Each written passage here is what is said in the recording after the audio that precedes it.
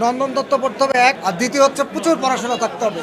আন্দাজি কোনো দর্শক এসে এইসব মাথার উপর দিয়ে চলে যাবে। শুধু তাহলেই দেখছি ভাই, আর কিছুই না। ভালো ছিল।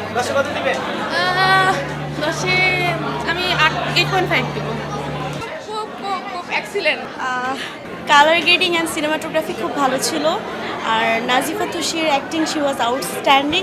সব মিলিয়ে ভালো ছিল। ফার্স্টে একটু বোরিং ছিল, লাস্টের দিকে ভালো লেগেছে। 10 আউট অফ 6-7, বাট অ্যাক্টিং খুব ভালো হয়েছে।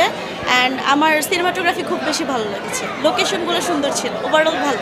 লাস্টে যে আমরা দেখলাম তালটা দিল, এটা 100 জনকে জিজ্ঞেস করবেন কেউ বলতে পারবে না।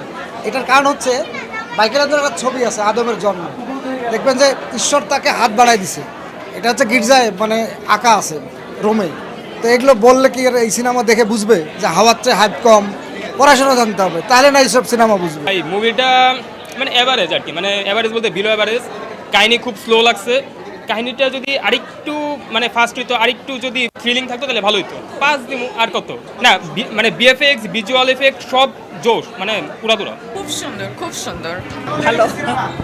সিনেমাটা কেমন লেগেছে? রোহিত কেমন লাগছে?